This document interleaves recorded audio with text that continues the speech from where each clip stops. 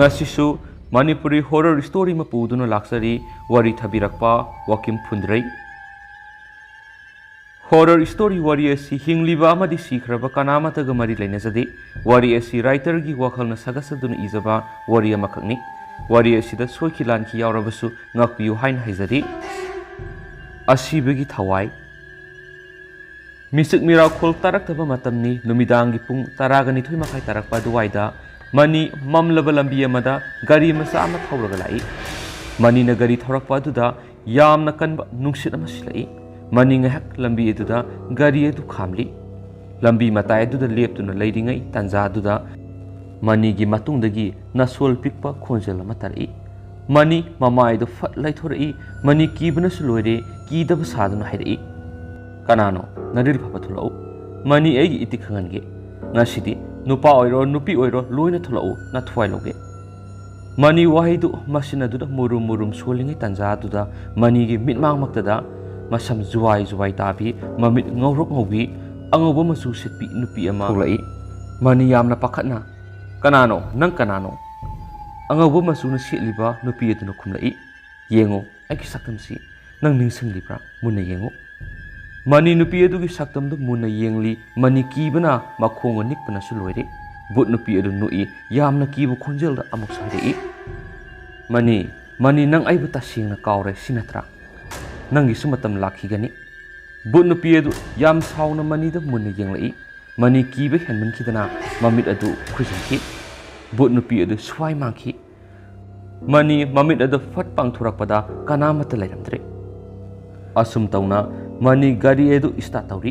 mayum lomda kanna gari edu thorakle mayum gi sumang adu yorakle mani mangol dari edu da makhong adu yam kanna thangatuna karai mani na magi ka gi thong adu hangli thong adu mina lon badawna yamna kanna lujinki mani na haidai kaino ngasi tauri ba thaudok sibo aibu manglo natraga na taibangla wahai edu hairaga thong adu makhong adu na kauri thong adu sat hangdorai mani kanna sensilai Pamung aduna songkhatle phaijub aduna makok kupsinduna tungkhre but nupi aduna mani gi table adu makhut aduna pairaga thangalai table adu amuk su lebak makhada yamna kanna thadarai mani khangpre khangna phamung adu degi ontharai asum tauna lebak makha aduda mani wakhala makhalai masin aduna karigumba wahi khara su sulai sumgani aina khali basi fajabada ngauruba aigi irangni nungsibu mea thina ikutsina hatpi khibani iralgi matung ina ngasidi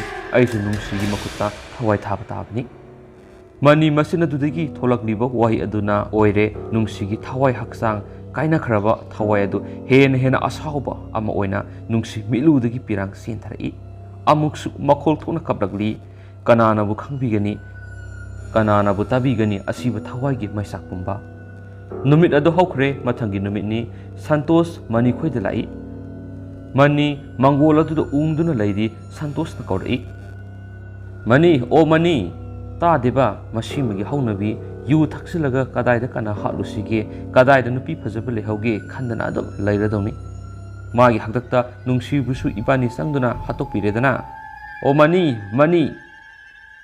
mani taraduna khumlai hau kai haige nang oire lao sang o santosna ai natradi kana oidurige lai oigadro manina kari lai heba yare lai ga swaida panbirak pirakanuko santosna kari mi lai ki dabanangna lai panmada kiraba ha ai du nok punuk ningeda manina yare santos nangi haunabi mi karyam nabido amuk taroklano kai haidubuno sat hairo tarage santosna horel saksa na balaye nangsu yausi na hairiba kari khalino manina adugi oire ado santos ai yumdagi mapan ga amta thokningdreda santosna kaige natine nangbu kaidorage nahan khoge sungman manadine manina haigadabaga kibu kizareda ado ngarang party ama yauruba adu halakpada nungsimanbi putnupi ama tholakpa ngarang sibu siramni da idi Santos tu manina hairakliba wahaiduda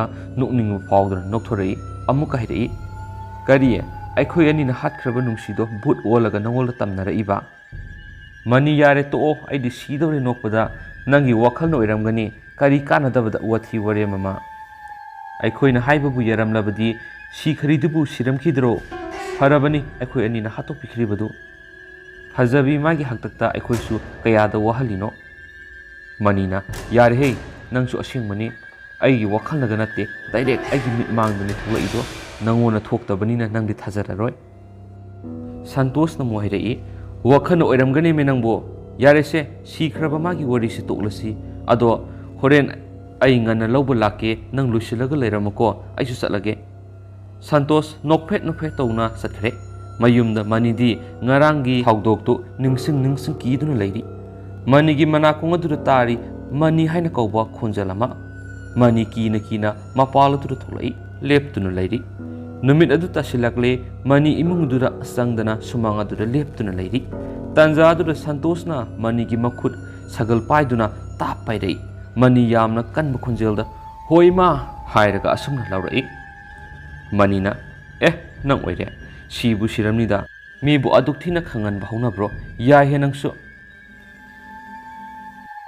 santosna kaidorage aina dress lusilaga leiram hairaga nangdi sida sum leptuna leiraba manina santos ayamna kire santosna loire he kaigi kidino nupa manjade dako nupa na bu ki kainaga harise lao aige sangminasi yam kiragana dress tu sassil o thiengrani mani amadi santos imung adu da sangai mani di thongjil adu leptuna lehore santos ti mani gi ka adu da grong sangsinkhre santosna karamano nangna setu sibo he boring suba ai di nang sangla aboy khalure aduga nang ni thongjil adu leptuna lehori ba santos kari no pangon ta loli tabigadaba inadi tabidi magi wahaidu santosna upu do hangdorei mani gi wakhalda mana ngarang ukibu putnupi adugi saktamdu ure mani laura gaidei manina leire soidre ngasidi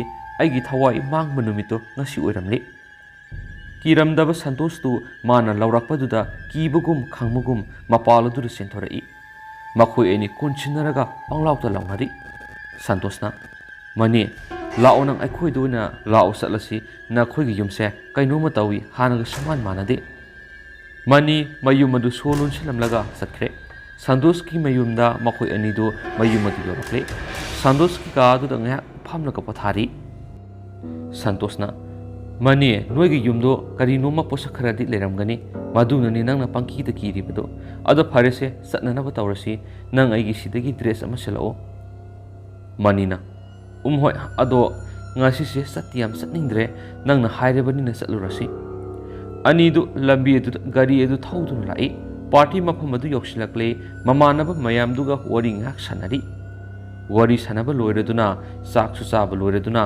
mayumlomda amuk halakle lambi tangkhai sansilakle ani du yu ngawroga lakpanina lambi du su lamaknare manina santos kaiduna khoeni na satlisibo sigi mafam sidi aidi amuktabu lakhidri sina hanbani santosna hoine karamba lambi oirejano sibo kari lambu kawraba jano hangsira kanano mada manina kanada hangduino asuk thengla kansida mibu amtabu udine aikhoyani na laisidi pura alam hangnine as aidi wokhal gamat tadreda santosna fare se khopo malaksarani se tongkhal o thawresi ani du gari edu tongli gari edu star hawkhidre manina as unthopagi gari ni he sigi gari sisu tanja sida amuk yaraktarene santosna gari di upai lei khongna illaga satpa haiduni santos amadi mani gari edu induna khongna laknari miyamna thokna daba kinakhraba yamna su tamnaba lambi adu yoksilakle makhoi enigi matungda mina inabadawna inabugumna tawi amuksu sut tawi mani du kibana loire adubu santosti akiba mata yaudana sumna gari edu illaga sali nungsigi thawai edu mani gi haksang adu sangki mani lambi edu leptuna santosta khara sauna yengduna lehori santostu mathanta masinaduna murum soli mani na kari su khumlakti haina santostu mamai edu onthorei adu ga hirei kaino aina ngasaidigi loli siti madi lambi asida leptuna leidi oire mani laome ahing asuk thiengla sida kaino nangna tawrisibo mani nok lagai rei amuksu sauna yengli manina ha Santos, nangisu aroiba mikup haibado soidana laklagani. Nongmadi nangsu aigi akibagi saktam oidiba aigi maithongase nang namit thipna yengo. Santos na yare mane nangi haunabi amu kihala anu. Santos wai kharadu hairaga mani gi khudang adu pairei. Mani sauna Santos ki mamai du khupa aduna thasili. Mani gi haksang da sangduna lairiba nungsigi thawai adu mani gi maithong da akibagi saktam ama olai. Santos kibe heman kibana mani da yenglamdana sinki. Nungsi akibagi mawongda yamna kana noglai. Mani gi haksang dagi sat mangki. Mani wakal tarakladuna Santos pukoi ko kauri. Santos ti sien krabanina mana kaurabasu tabidre. Mani akoiba mamlaba usongaduda munna yengli. Masa mathanda amuksu khangli. Mani na yengliba mafam aduda thabalay amasu hauri. Thabalay adugi nungsiba laina mama senthorei. Mani adu nungsiba manamaduna siengani kigani haiba phawba kawkhraga mani thabalay makhong adugi manaktamna sangsilai. Lay adugi nungsiba manamadu namli. Lay adudagi masak mataw fazabi nupi ama tholai. Mani nupi adu yenglaga hirei. Ahing misik miracle tadraba matam sida nupi nangna thabalay makhong sida kaidawriba. Nang bukanano kadaidagi no. Mani di nupi adu kanano haibadi ta sengna khangdre. Nupi asi kanasu nati nungsi ni nungsi. Nungsibu miyati na hatopikhraba makhoi anigi lamaldi nungsi na singhiga ni khananga sisu mamang thana leptuna leiri nungsi. Mani na hanglakdiba oi singdugi pakhum kari supiramdana thabalai marum maduda sangki nungsi phat mangki. Mani ngakna koidai leiduna yengli amuk soidai. Kanano hauzuki nupi tubo mangkhrene sidana tur mana sangkhiri tubo sidanida sidamagi yunga leiba jalo. Mani wahi khara du hairaga nupi aduna sangkhriba mapam adura sanglai. But nupi nungsi edu akiba mongda mani gi matungda tholai. Nungsi leptuna mani da akiba maga loinana yenglai. Nungsi raba thabalai gi lainamado namthiraba manam amasilai. Mani hainadaba amago thabalai edu diki tholakani. Leptuna lairamliba but nupi edu ubada mani haifam tapam khangdana wantaki. Nungsina khali ngasidi nangsu aigumna lairamlenda yauba ngamdabagumna ainasu nangi nathwai soidana lauragani haina khanjari. Mani wakhal kharadi tarakle. Yu ngaurambadusu khudakta hanki. Kina sienki. Mana sieliba lambi eduda amuksu leptuna lairamli. Manina hoi ma hairaga amuksu phamdaki. Masinda amuksu haidai. Nangbu kanano aibu kiheliba nangsibu miro natragana lairo. Mani wahe edu haidai nungsina kumai. Mani ai laini nakhoi ani sangdana mihatina hatopikhraba matam amagi nungsiduni haujikti ai lairam lendasu ingna sikna laiba ngamdana aigi akibagi saktam oidibasini nakhoina uhenkiba natro nakhoisu aigi ikhut asina pena lamal singkigani. Nungsi piroina ba hairakliba wahe eduda mani di swai lawi. Nungsi na mani gi makhong adu pairaga lambi eduda sor singlai. Mani makhut ani lona duna hirei. Nungsi nang aibu amukta ngakpiyu. Aikhoi anigi ngakpifam thoktraba iralse nang amukta ngakpiyu. Haujikti aikhoi anigi iral pumba isana yazare. Mani kapna wai singdu hairei nungsi na khumlai. Taningde nakhoi bu miro nakhoi di sadagi sena tamthiba misakni. Thui nakhoi gu mamisidi ai tukusai kapsinagano ai nakhoi gi mit ki pi yengningde. Aina siramdagi aroiba mikup aduda nakhoi da kayada haizaki. Nakhoi na aigi mit ki pi ubikite. Aigi awaba khangbikite. Ngasi aina wana sakna lairiba sumna nakhoi gi nathaktasu aina soidana pigani. Nungsi wai khara du hairaga mani edu singduna Santos khoi gi sumang aduda hatoktuna thamnami. Nungsi pendaba kyaga loinana noglai. Asumna hirei aigi nungsiba nakhoi na yeknaba oina khanba aibusu hatokpiba nangsu khanglabra haujikti aigi awaba pumba Santos nangsu ikhut asina hatokani. Nungsidu mangkhre numit adusu hokre mathangi ayuki matamni. Santos tumba hogotladuna bathroom da masin maya sengdopa sanglai. Masin maya sengdopa loiraduna thaba ama satlugi haiduna dress ka nana setlaga tholai. Sumang da taduna leiriba mamanaba mani adugi saktam da ure. Santos mani gi manakta sangsilai aduga haidai. Mani aidi loiredana kari matawnu tawribsibo. ꯑꯩꯅ ꯆꯤꯡꯅꯔꯤꯕꯁꯤ ꯆꯨꯝꯒꯗ꯭ꯔꯥ? ꯆꯨꯝꯒꯅꯤ꯫ ꯑꯩꯈꯣꯏꯒꯤ ꯏꯔꯥꯜꯒꯤ ꯇꯨꯡꯏꯟꯅ ꯍꯧꯖꯤꯛꯇꯤ ꯅꯨꯡꯁꯤꯅ ꯂꯦꯝꯅ ꯑꯃꯠꯇ ꯊꯥꯔꯔꯣꯏ꯫ ꯃꯊꯪꯅ ꯑꯩꯒꯤ ꯄꯥꯜꯂꯤ ꯇꯥꯗꯣꯔꯕꯀꯣ? ꯑꯩ ꯍꯧꯖꯤꯛ ꯀꯩꯗꯧꯕ ꯇꯥꯏ? ꯑꯩ ꯌꯨꯝꯗꯒꯤ ꯂꯦꯡꯗꯅ ꯂꯩꯕ ꯇꯥꯕꯅꯤ꯫ ꯑꯗꯨ ꯑꯣꯏꯔꯗꯤ ꯅꯨꯡꯁꯤꯅ ꯑꯩꯕꯨ ꯍꯥꯠꯀꯦ ꯍꯥꯏꯔꯁꯨ ꯃꯥꯅ ꯉꯝꯂꯔꯣꯏ꯫ ꯑꯗꯨꯕꯨ ꯃꯅꯤꯅ ꯀꯝꯗꯧꯕ?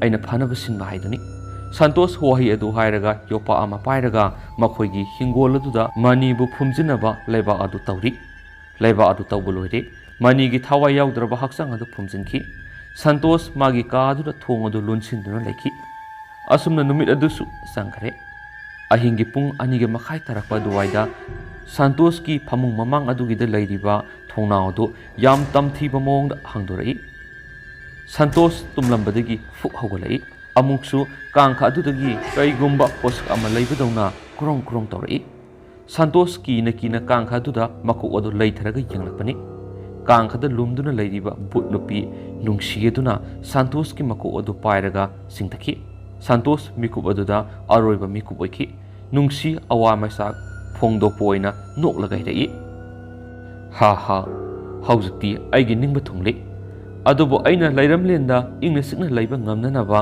ꯑꯩꯅ ꯅꯨꯡꯁꯤꯕ ꯃꯍꯥꯛꯇꯨ ꯑꯃꯨꯛꯇꯗꯤ ꯎꯖꯅꯤꯡꯉꯤ꯫ ꯊꯋꯥꯏ ꯍꯛꯆꯥꯡ ꯀꯥꯏꯅꯈ꯭ꯔꯕ ꯑꯩꯅꯗꯤ ꯃꯥꯕꯨ ꯀꯔꯝꯅꯗꯤ ꯀꯧꯒꯅꯤ? ꯀꯧꯔꯕꯁꯨ ꯇꯥꯕꯤꯔꯔꯣꯏ꯫ ꯅꯨꯡꯁꯤ ꯋꯥꯍꯩ ꯑꯗꯨ ꯍꯥꯏꯔꯒ ꯃꯤꯠꯂꯨꯗꯒꯤ ꯄꯤꯔꯥꯡ ꯁꯤꯟꯊꯔꯛꯏ꯫ ꯅꯨꯡꯁꯤ ꯃꯐꯝ ꯑꯗꯨꯗꯒꯤ ꯃꯥꯡꯈꯤ꯫ ꯀꯤꯁꯟ ꯅꯨꯡꯁꯤꯒ ꯍꯥꯟꯅ ꯀꯣꯏꯅꯔꯝꯕ ꯅꯨꯄꯥ ꯑꯃꯈꯛꯅꯤ꯫ ꯅꯨꯡꯁꯤꯒꯤ ꯃꯤꯁꯤ ꯑꯗꯨ ꯀꯔꯝꯅ ꯊꯣꯛꯈꯤꯕ ꯊꯧꯗꯣꯛꯅꯣ ꯍꯥꯏꯅ ꯑꯆꯨꯝꯕ ꯂꯪꯂꯥ ꯂꯪꯖꯤꯟ ꯑꯃꯗꯤ ꯊꯤꯔꯤ꯫ ꯑꯗꯨꯕꯨ ꯅꯨꯡꯁꯤꯒꯤ ꯃꯤꯌꯥꯠ ꯑꯗꯨꯒꯤ ꯑꯆꯨꯝꯕ ꯂꯪꯂꯥ ꯂꯪꯖꯤꯟ ꯑꯗꯨ ꯐꯪꯈꯤꯗꯦ꯫ ꯀꯤꯁꯟ ꯅꯨꯡꯁꯤꯒꯤ ꯐꯣꯇꯣ ꯑꯗꯨ ꯌꯦꯡꯂꯒ ꯎꯪꯗꯨꯅ ꯂꯩꯔꯤ꯫ ꯇꯨꯝꯊꯒꯦ ꯍꯥꯏꯕꯁꯨ ꯉꯝꯗꯦ꯫ ꯈꯜꯂꯔꯣꯏꯒꯦ ꯍꯥꯏꯒꯦꯁꯨ ꯌꯥꯗꯕ ꯃꯥꯒꯤ ꯋꯥꯈꯜ꯫